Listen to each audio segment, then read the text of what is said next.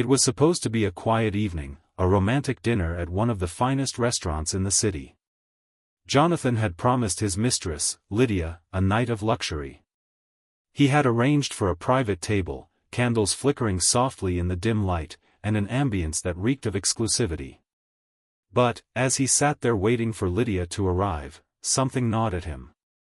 The feeling was unfamiliar, unsettling, a sense of foreboding that clung to him like a shadow he couldn't shake off. He tried to focus on the sparkling wine in front of him, swishing it absent-mindedly in his glass, but his mind kept wandering. How had he ended up here? He knew it was wrong.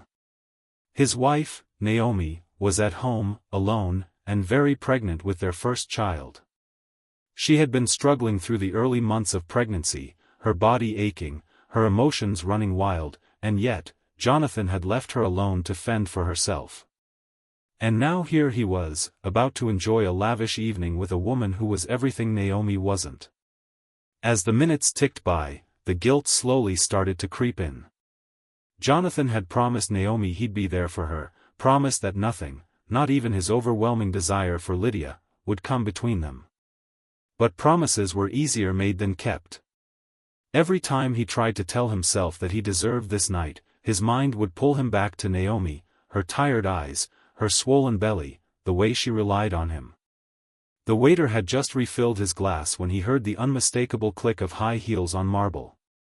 Lydia had arrived, her perfume filling the air before her face even came into view. She looked perfect, as always. Her long black hair cascaded over her shoulders in waves, her red dress hugging her figure in all the right places.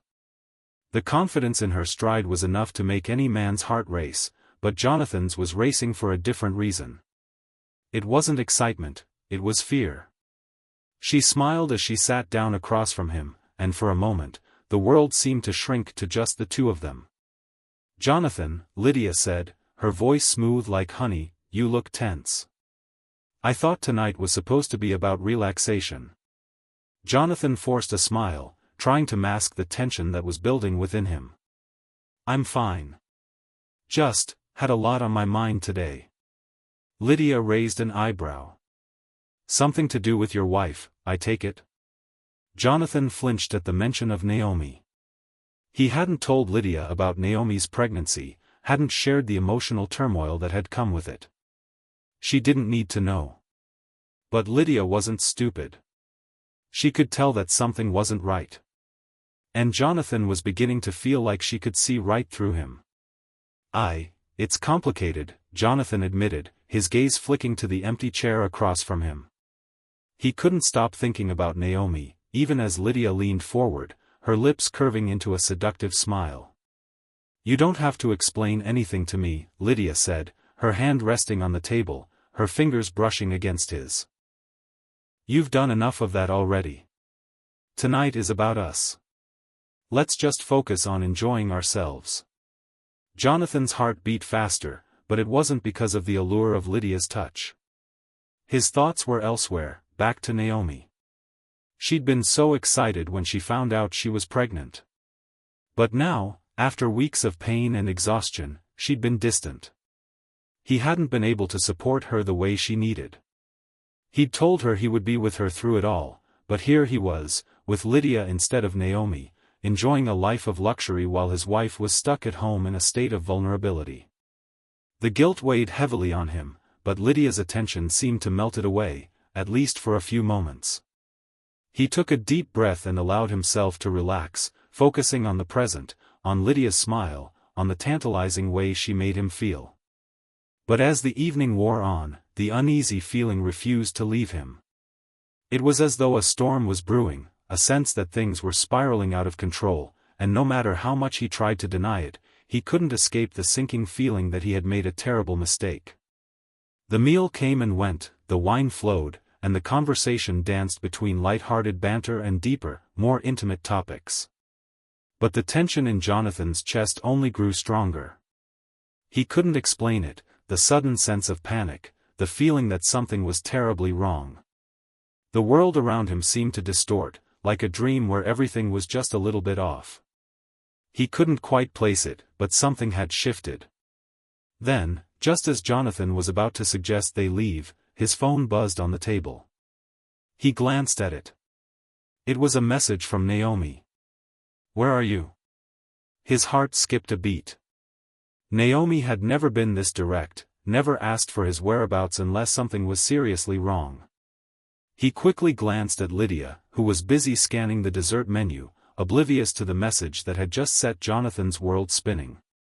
"I'm just out with some friends," he typed quickly, his fingers trembling as he hit send.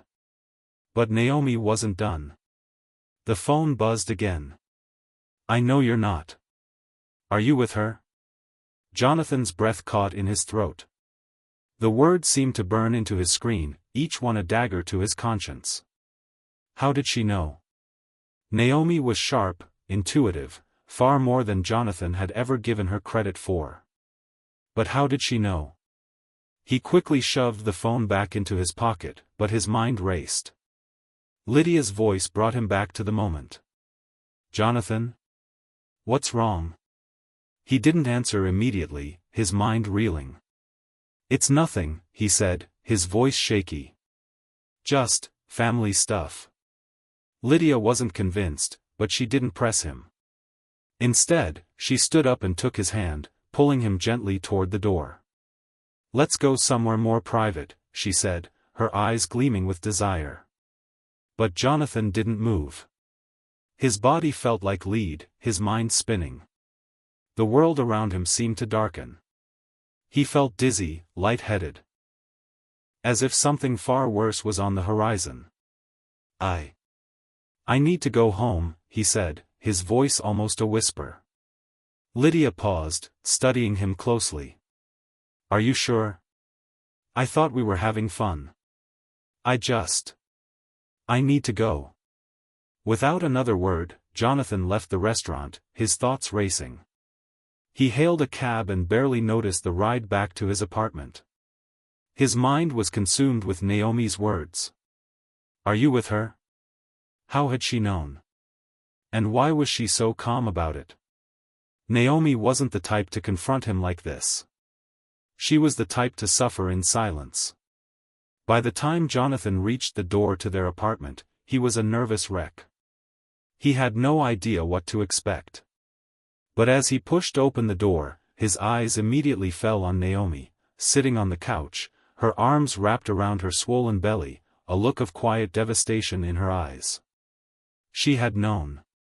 "Naomi," Jonathan's voice cracked, and he had to stop himself from choking on the guilt. "I knew you were with her," Naomi said softly, her voice barely audible. She looked up at him, her eyes red from crying, and Jonathan realized that this wasn't just about the affair. This was about betrayal, betrayal that cut deeper than anything he could have imagined. I'm sorry," Jonathan stammered, the words failing to convey the depth of his regret. Naomi's gaze hardened. "Sorry? That's all you have to say?" And just like that, Jonathan's world shattered. The woman he had promised to love and care for was now the one he had abandoned, and the woman he had tried to escape to, Lydia, was just another mistake in a long line of them. But as he stood there, staring at Naomi's broken face, he couldn't shake the feeling that things were about to get a lot worse. Jonathan stood frozen in the doorway, his hand still gripping the handle as though it might give him some stability. Naomi's tear-streaked face stared back at him, her gaze a mixture of pain, anger, and something else, something he couldn't quite place. She didn't rise from the couch, didn't even flinch when he walked in. It was as if she had already expected him, already anticipated the moment when he would come home, broken, regretful, and full of excuses. But Jonathan had no words left to offer. What could he say to a woman who had already seen through his lies? "I can explain," he began, his voice barely above a whisper, but the words tasted hollow in his mouth. Naomi lifted her hand, as if to stop him, and Jonathan immediately fell silent. "Explain? How do you explain this, Jonathan?" Naomi's voice cracked, the edge of her words sharp and painful. "How do you explain betraying me when I needed you the most? I knew something was wrong. I could feel it. And then I find out that you left me alone, in this state, to be with her? Jonathan felt his chest tighten. His mind was a whirlwind, flashes of his affair with Lydia, his thoughts about Naomi, the lies he had told to protect himself. But none of them mattered now. What mattered was the devastation he had caused, and what Naomi was about to do with that. I didn't mean for any of this to happen. I thought I could keep it separate, Jonathan said, his voice barely audible as he slowly took a step forward. Naomi's eyes narrowed as she looked at him. You thought you could keep it separate? You think I wouldn't find out? You think I wouldn't feel it? You left me when I needed you the most. For what? A night of indulgence with a woman who isn't even worthy of your love? I was carrying your child, Jonathan. I was carrying our child. The words hit Jonathan harder than he could have anticipated. Naomi had always been strong, resilient, but hearing her this way, broken and exposed, made him realize how much of her trust he had destroyed. He had betrayed everything she had ever believed in. The life they had built together seemed to crumble in that one moment. He could feel the weight of her words, each one an undeniable accusation. I didn't want to hurt you, Naomi. I swear, I never wanted to hurt you. Jonathan's voice trembled with the weight of his regret, his guilt almost suffocating him. But Naomi wasn't listening anymore. She was looking past him, her face blank, as if she was already bracing herself for the inevitable. You don't get to say that, Naomi whispered, almost to herself, her gaze distant. You had a choice, Jonathan. You made a choice when you walked out that door. Her voice cracked again as she stood up slowly, her hand instinctively pressing against her swollen belly. The movement was slow, deliberate, like the weight of what had just happened had become too much to bear. You made the choice to abandon me, to leave me alone in this house. I don't think I can forgive you. Jonathan felt his heart sink further. Her words pierced him like daggers. He had always known that actions had consequences, but this wasn't just a consequence.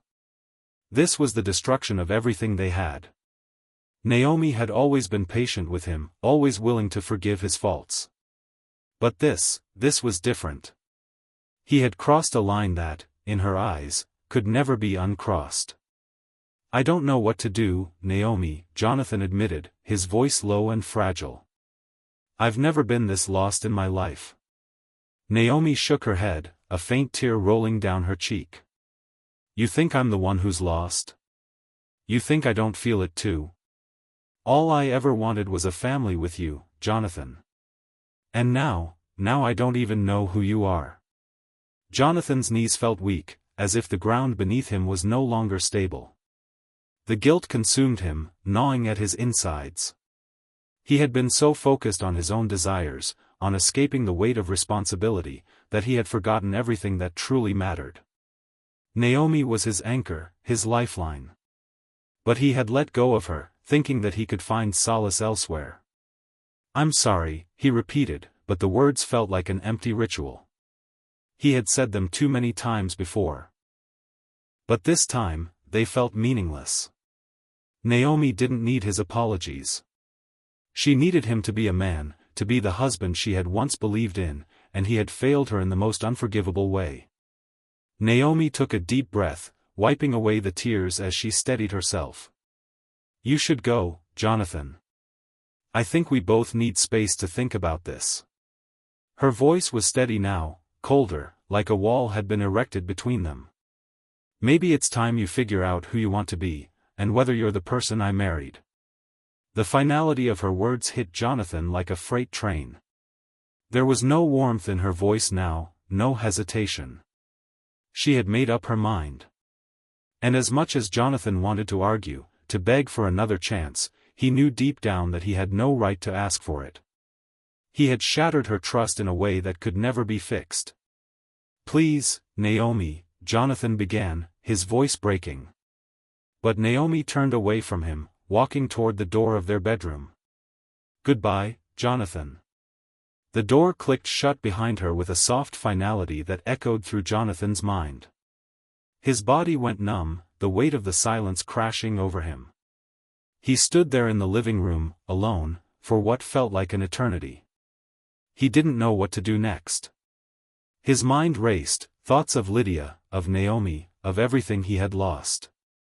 But none of them seemed to matter now. Naomi had spoken her truth. She had made it clear that she wasn't going to wait around for him to get his life together. The air in the apartment felt heavy, suffocating. Jonathan turned slowly, almost mechanically, and left the apartment. The cold night air outside hit him like a slap in the face. He needed to clear his head, to escape the nightmare he had created. He stumbled down the stairs of the building and into the streets, walking aimlessly, not really sure where he was going. But his thoughts kept returning to Naomi, her eyes, her pain, her betrayal. How had he gotten here? How had he let things spiral out of control so quickly? He pulled out his phone and dialed Lydia's number without thinking. The phone rang, and with each passing second, Jonathan's sense of desperation grew. When Lydia finally picked up, her voice sounded calm, almost indifferent. "Jonathan? What's wrong?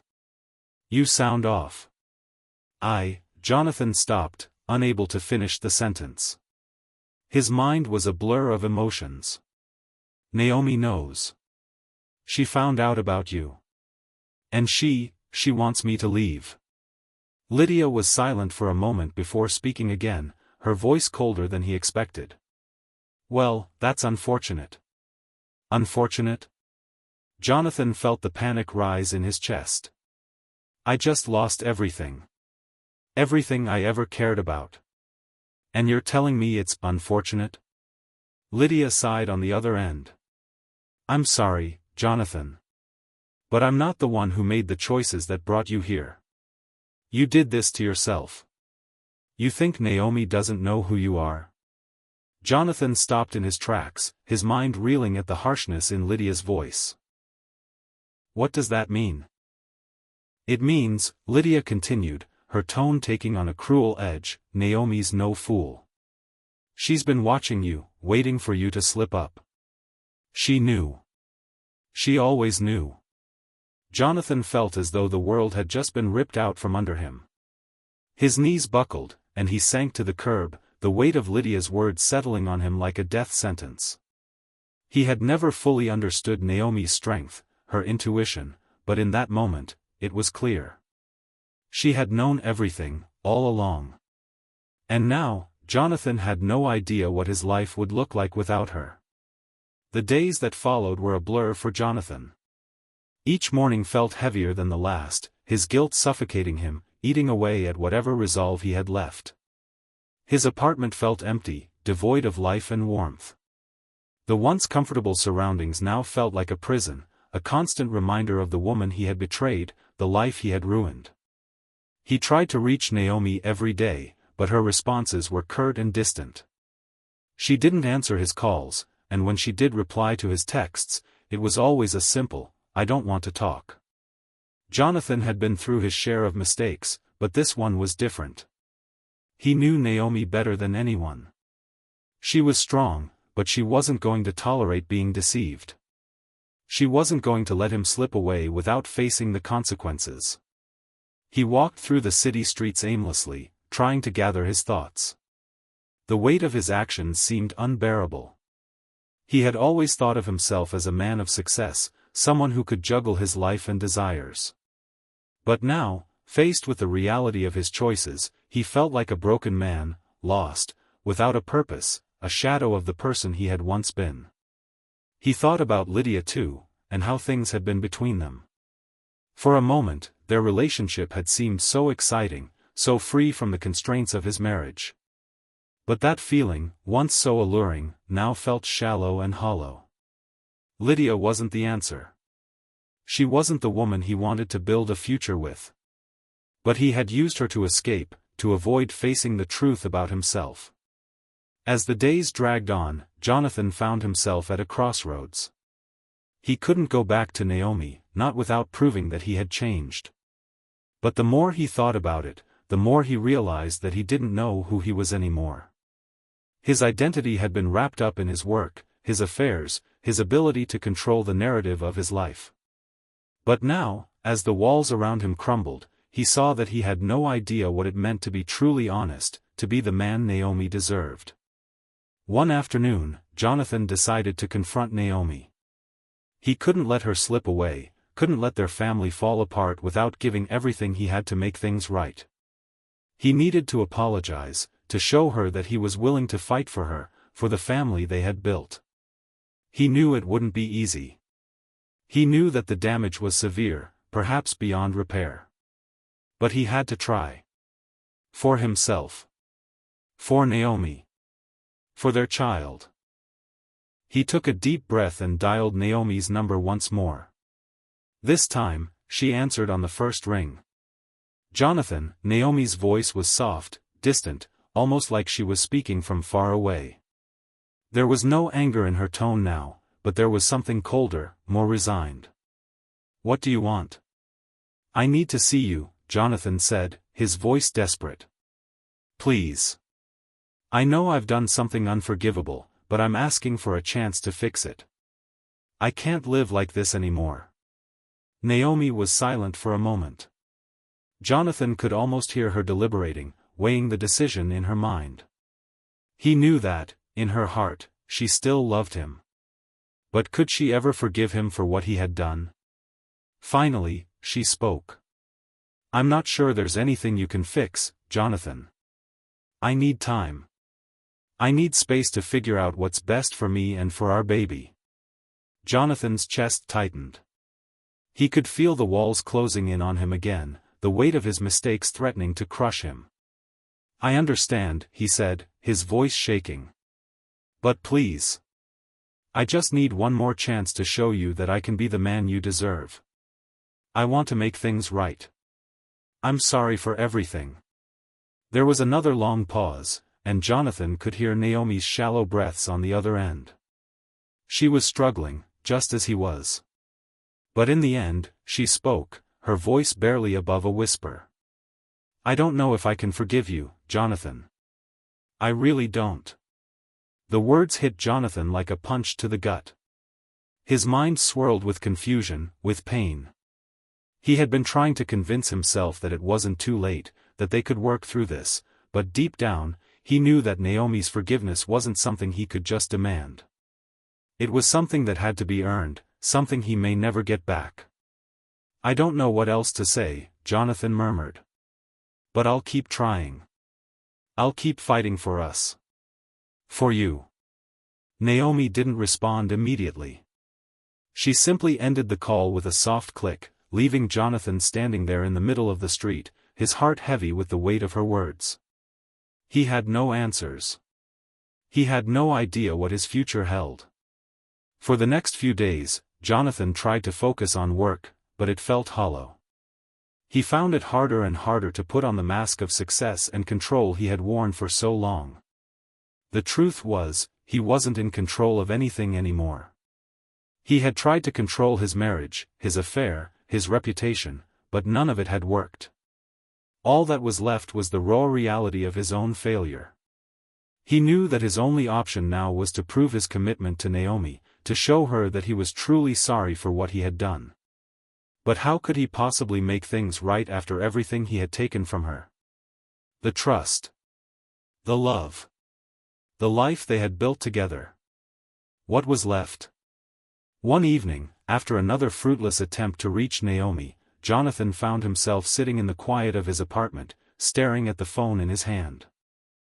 He didn't know what to do anymore. It was as if the weight of his mistakes had crushed all the light from his life. He couldn't reach Naomi.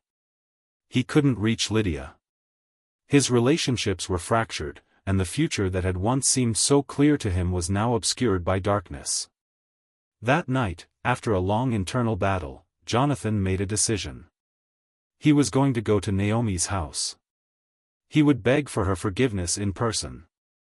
He would do whatever it took to show her that he was willing to change, that he wanted to rebuild their life together, no matter how hard it might be.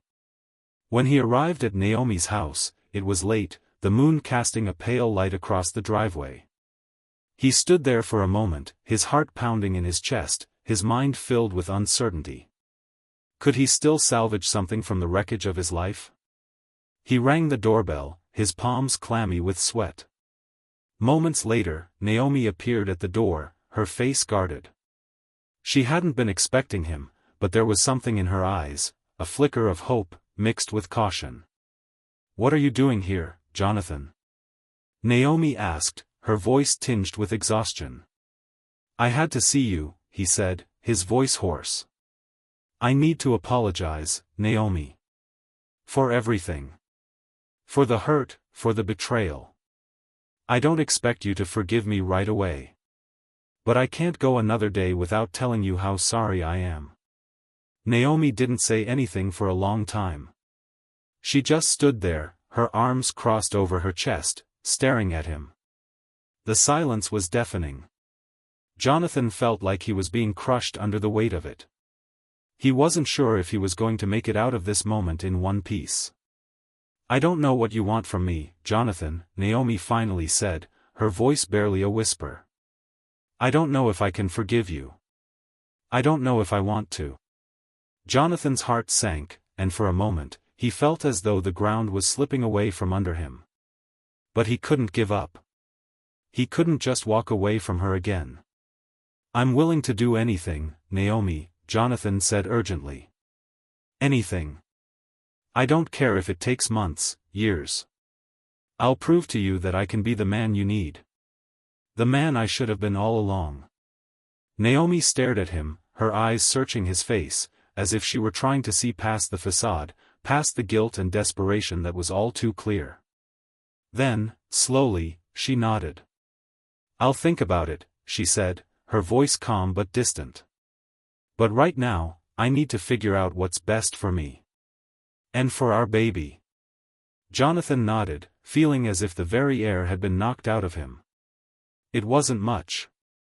It wasn't forgiveness, but it was a glimmer of hope. For the first time in what felt like an eternity, he felt a sense of possibility, a possibility that he could still make things right, one step at a time. The days following Jonathan's visit to Naomi's house felt like an eternity. Each hour stretched into the next with no resolution, no clarity. Naomi's words echoed in his mind, "I'll think about it." There was no promise. No definitive answer. But that faint glimmer of hope, that she hadn't shut him out completely, kept him clinging to the edge of something he couldn't quite define. Jonathan threw himself into his work, trying to focus on the distractions of business, meetings, and emails. But every moment without Naomi felt like a slow, unbearable death. The silence in his apartment was deafening. Every creak of the floorboards, every hum of the refrigerator, seemed to serve as a reminder that Naomi wasn't here, that the woman he loved was out there somewhere, trying to make sense of everything. But no matter how hard he tried to distract himself, his mind kept returning to the same thing, Naomi. The way she had looked at him when he apologized at the door, as if she were still searching for the man she had once known, but couldn't find him in the broken shell standing before her. Each passing day, Jonathan found himself more consumed by guilt. His stomach churned with the weight of what he had done. Every time he closed his eyes, he saw her face, tear-streaked, exhausted, heartbroken. He had been so blind, so selfish, running from responsibility and consequences, thinking he could get away with it all. But now, he was faced with the harsh reality of his actions. Naomi wasn't just hurt, she was broken, and he was the one who had shattered her. The moment of truth. It was a cold, rainy Thursday when Naomi finally texted Jonathan. The message was brief, but it carried a weight that Jonathan could feel in his bones. "We need to talk. Come to my place tonight." His heart skipped a beat. He read the message over and over, trying to decipher the meaning behind her words. Was this the moment he had been waiting for? The chance to apologize one last time, to make things right? Or was it the final confrontation, the moment where Naomi would tell him that she was done for good? Jonathan spent the rest of the day in a haze. His mind was a storm of uncertainty. He couldn't concentrate on work, his thoughts always drifting back to Naomi's message. As evening approached, he took a shower, changed into his best clothes, and drove to her house, his hands gripping the steering wheel so tightly that his knuckles turned white. He parked in front of Naomi's house, feeling the weight of the decision hanging in the air. This was it. This was the moment that would determine everything. There would be no going back after tonight. Jonathan rang the doorbell, his heart pounding in his chest. Naomi opened the door slowly, her face unreadable. She had always been beautiful, but tonight, there was something different about her. Her eyes seemed tired, distant, as if the weight of everything that had happened was beginning to show on her. She wore a simple dress, but there was no warmth in her demeanor. She wasn't the woman he had married. She was someone else. Someone who had been deeply hurt, betrayed, and was now unsure if there was anything left to salvage. "Come in," Naomi said quietly, stepping aside to let him enter. The house was still the same, but it felt different, colder, emptier. Jonathan stepped inside, taking in the familiar surroundings. The living room, the kitchen, the hallway, everything seemed frozen in time, as if it had all been put on pause the moment things had gone wrong between them. He couldn't help but notice how everything was in its place, how Naomi had kept up the appearance of normalcy. But he knew better. He knew the reality beneath it all. Naomi didn't invite him to sit. Instead, she motioned for him to follow her to the dining table, where 2 glasses of wine had been set out. The silence between them was thick, laden with unspoken words and unresolved tension. Jonathan sat down, but Naomi didn't immediately speak. She poured the wine and handed him a glass, her hand trembling ever so slightly. "You wanted to talk," Jonathan said, trying to break the silence. His voice sounded small, fragile, as if he were walking on eggshells. He didn't know what to say, but he knew he needed to listen more than he needed to speak. Naomi took a sip from her glass, her eyes never leaving his. For a long moment, she didn't say anything. She just stared at him, as though studying him, trying to understand whether there was anything left of the man she had once loved. "You say you want to make things right," Naomi finally said, her voice low, measured. "But how can I believe that? How can I trust you again, Jonathan?" The question hit Jonathan like a punch to the gut. He had been preparing for this conversation, but the weight of her words still left him gasping for air. "I don't expect you to forgive me right away," Jonathan said, his voice breaking slightly.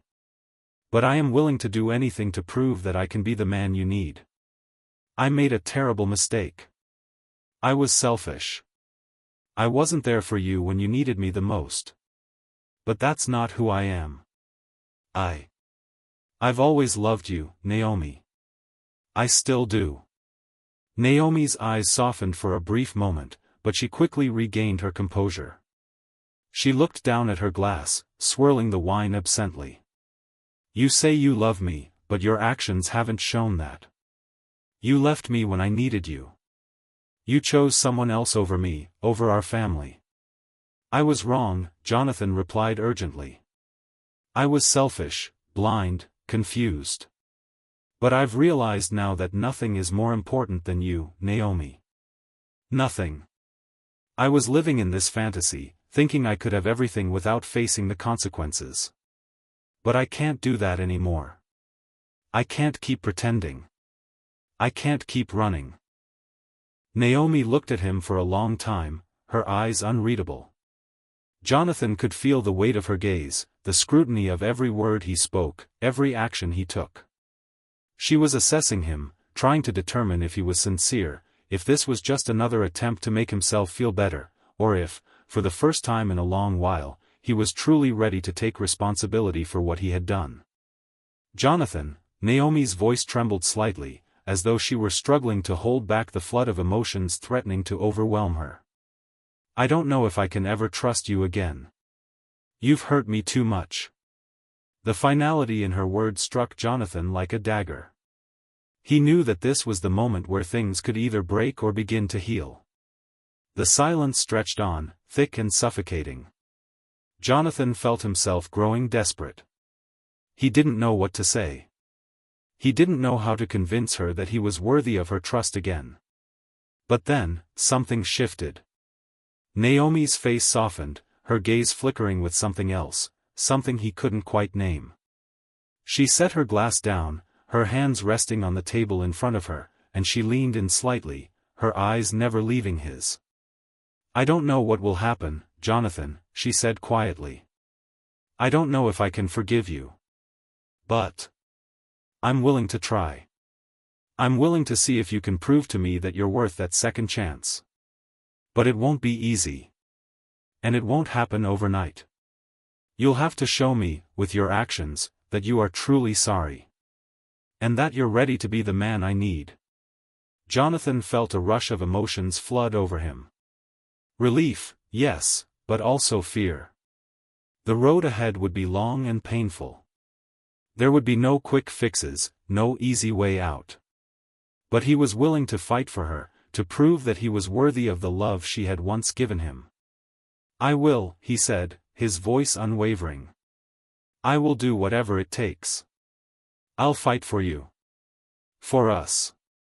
Naomi nodded, her expression still uncertain, but there was a flicker of hope in her eyes, a hope that, just maybe, there could be something left to salvage. Jonathan could see it in her face. The smallest glimmer of possibility. And for the first time in days, he allowed himself to believe that maybe, just maybe, he could make things right. The days that followed Jonathan's heartfelt confession were filled with uncertainty. Every moment with Naomi felt fragile, like walking on thin ice. There was a sense of tentative hope in the air, but the deep scars of betrayal were still fresh. Naomi had agreed to give Jonathan a chance, but the road ahead would be long and difficult. Trust, once broken, was not easily mended. Jonathan knew that the first step in repairing their relationship was showing Naomi that his words meant something. He could no longer rely on empty promises or grand gestures. This time, he had to prove himself, not just to her, but to himself as well. The first step, no more lies. The first few days after their conversation were awkward, filled with strained silence and long pauses. Jonathan had spent so much of his life carefully constructing his narrative, playing the part of the perfect husband, the successful businessman, the man who could manage it all. But now, all of that felt like a house of cards, fragile and about to collapse. He had no choice but to face the truth. Naomi had made it clear that she needed time, but she was watching him closely. Every word, every action, was scrutinized. She was no longer the woman he had taken for granted, the woman who had accepted his flaws and his mistakes without question. Now, she was a woman transformed, stronger, more guarded, and perhaps more distant than he had ever known her. Jonathan had to be patient. Patience was a foreign concept to him, especially after years of being in control, of always having the answers. But this time, he didn't have all the answers. This time, the only thing he had was a willingness to try, a willingness to change. A simple dinner. A week after their conversation, Jonathan invited Naomi to dinner. It wasn't anything extravagant, no fancy restaurant or romantic getaway. He had learned that it was the small, meaningful gestures that would matter most. Naomi agreed to meet him at his apartment, a neutral space where they could talk, not about the past, but about the future. Jonathan prepared dinner himself. He had never been much of a cook, but he had learned a few simple recipes over the past week. He wanted to show Naomi that he was willing to put in the effort, that he was willing to make sacrifices for her. He had spent the evening chopping vegetables, stirring sauces, and setting the table. It felt good, though foreign. Cooking had always been something Naomi had done, and he had never truly appreciated it until now. When Naomi arrived, she was quiet but not distant. There was something in the way she looked at him, a mix of uncertainty and curiosity. She had agreed to come, but she hadn't made any promises. Jonathan wasn't sure if they were moving toward healing or just drifting further apart. But tonight, he would try. He would try his best to make things right. "I wasn't sure what to make," Jonathan said as Naomi walked in, glancing at the table. "So, I made pasta. I hope it's okay. Naomi smiled faintly, though it didn't reach her eyes. It's fine, Jonathan. Thank you for doing this. Jonathan nodded, trying to read her. She had never been a woman of many words, but now, her silence seemed heavier. She sat down at the table, and they began to eat in silence. The sound of silverware clinking against plates was the only noise between them. Finally, after what seemed like an eternity, Naomi spoke. "This doesn't feel real," she said, her voice barely above a whisper. Jonathan looked at her, his heart heavy. "What do you mean?" "Us," Naomi replied, her gaze drifting to the window. All of this. It doesn't feel like us anymore. I don't know if it ever will again." The words hit Jonathan like a punch to the stomach. He had known this was coming, that it would take time, that Naomi couldn't simply erase the hurt and betrayal. But hearing it out loud, hearing her doubts, made everything so much more real. "I know I've hurt you," Jonathan said quietly. "I can't take that away. But I want to show you that I'm willing to do whatever it takes. To prove to you that I'm not the man I was. I know I can't fix everything overnight, but I'll keep trying." Naomi didn't respond immediately. She pushed her food around on her plate, her fingers tapping absently against the edge of her wine glass. Jonathan waited, giving her space to process, knowing that the hardest thing he could do now was to rush her into a decision. "I don't know if I believe you, Jonathan," Naomi finally said, her voice filled with uncertainty. "I don't know if I can believe anything you say anymore. You've lied to me. You've betrayed me. I don't know if there's anything left to fix." Jonathan's heart sank, but he refused to back down. "I understand. But all I can do is show you, with my actions, that I'm sorry.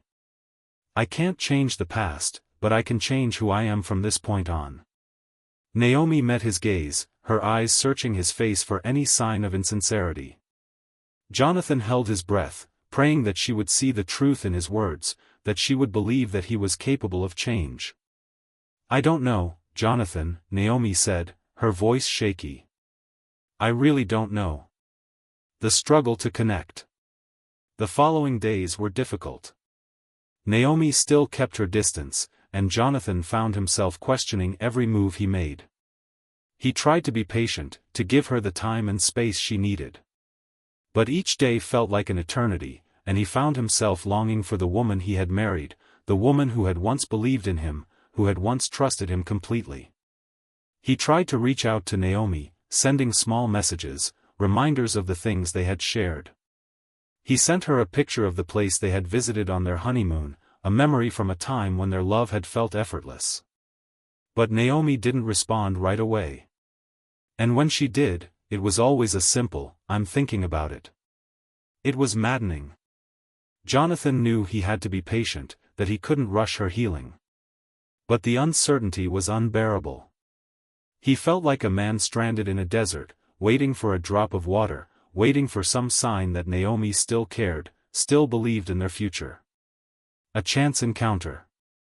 One afternoon, after another quiet day spent trying to process everything, Jonathan received an unexpected call. It was Lydia. He had not spoken to her since the night he had left her at the restaurant. She had been distant, angry, and hurt by his abrupt departure. Jonathan had expected her to leave him in the past, to never speak to him again. But now, as the phone rang, he felt a sense of dread creep over him. He answered, trying to keep his voice steady. "Jonathan," Lydia's voice came through the phone, sharp and accusatory. "You've been avoiding me. What's going on?" Jonathan rubbed his eyes, feeling the weight of everything pressing down on him. "I'm sorry, Lydia. I didn't mean to hurt you. But I've made a mess of everything. I can't see you right now. I need to focus on fixing my marriage." Lydia was silent for a long moment. Jonathan could hear her breathing softly on the other end of the line. "So that's it? You're just going to walk away from me?" "No," Jonathan said firmly. I'm not walking away from you. I'm walking away from the lies, from the person I used to be. I have to fix the damage I've done to Naomi." Lydia scoffed, her voice thick with bitterness. "You really think you can fix that? You think Naomi is going to just take you back after everything?" "I don't know," Jonathan admitted. "But I have to try. I owe her that much." There was another long silence. Jonathan could feel the tension building in the air. He knew that he had hurt Lydia, that he had misled her, but his priority was clear now. He needed to repair his marriage. He had made his choice, and it was Naomi. "I don't need your apology, Jonathan," Lydia said, her voice cold. "But if you think you can fix what's broken, then go ahead. Just don't come back to me when you fail. Because I'm not your safety net anymore." Jonathan's heart sank. "Lydia." "Goodbye, Jonathan," Lydia interrupted, her voice sharp. "Good luck with your marriage. You're going to need it." The line went dead, and Jonathan sat there, his phone in his hand, the weight of Lydia's words settling heavily in his chest. He had made his choice, and now, there was no turning back. He couldn't afford to lose Naomi. Not now. Not ever. The days passed in a haze, and for Jonathan, each day without Naomi's full trust felt like an eternity. The tentative steps they had taken toward reconciliation were now shadowed by the realization that healing from betrayal would not happen quickly, nor would it happen on his terms.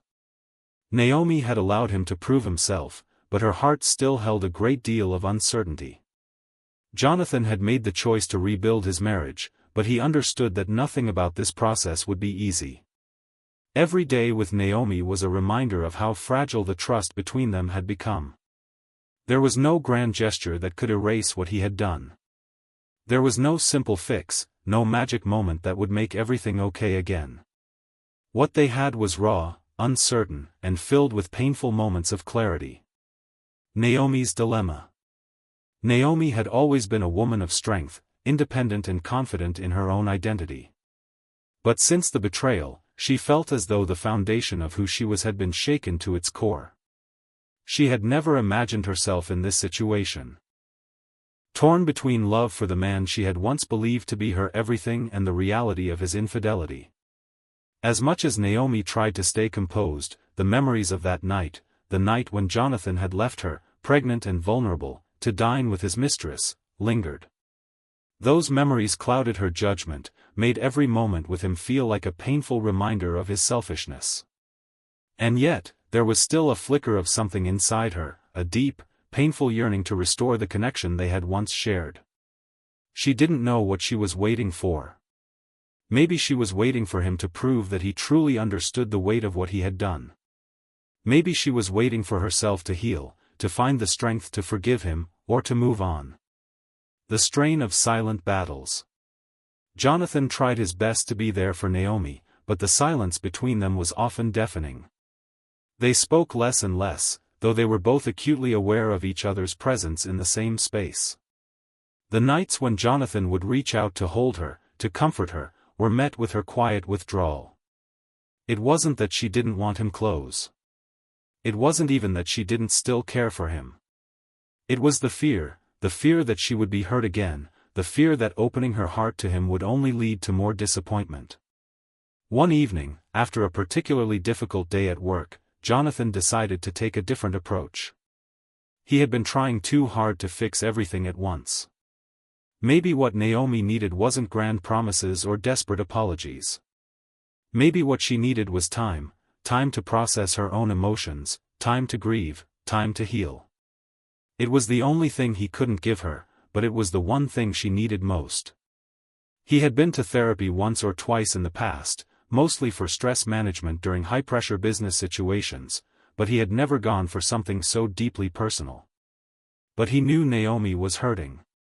She was doing her best to be strong, but she needed help navigating the complexities of her emotions.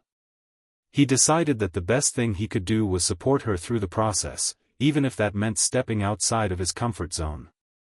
"Naomi," Jonathan said softly one night, sitting across from her in the living room, where she was curled up with a book. I've been thinking.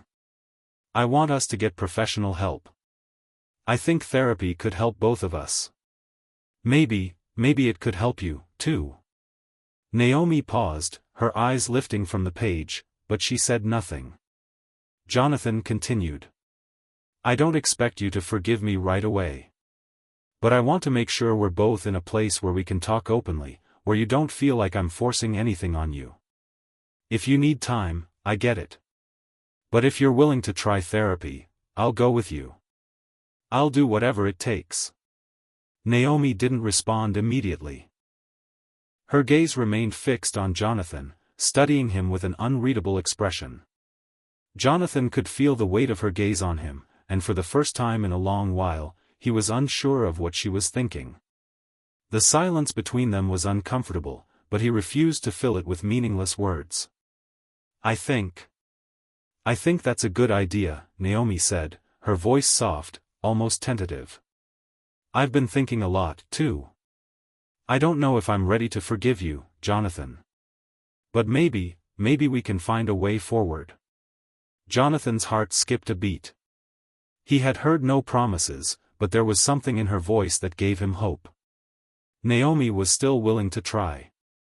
She was still willing to give them a chance. The therapy sessions. The first therapy session was nothing like Jonathan had expected. Naomi arrived at the office, her expression guarded, her arms crossed over her chest. Jonathan, equally nervous, sat beside her in silence, both of them waiting for the therapist to guide them through the process. The therapist, a woman named Dr. Eleanor Barnes, was calm and composed, but there was an air of authority about her that immediately put Jonathan at ease. She asked them to share their reasons for being there and to talk about their feelings toward each other, though Naomi remained quiet for the first few moments. Jonathan spoke first, his voice shaky but determined. I know I've hurt Naomi in ways that words can't fix. I've betrayed her trust, and I'm not proud of what I've done. But I want to make things right. I love her, and I want to rebuild our relationship. Naomi's response was more reserved. I don't know if I can forgive him, she said, her voice barely above a whisper. I'm not sure if it's even possible. But I'm here because I want to understand if we can fix this. If I can ever trust him again. Dr. Barnes nodded thoughtfully. Trust is something that takes time to rebuild. It's not something that can be fixed overnight, and it's not something that can be forced.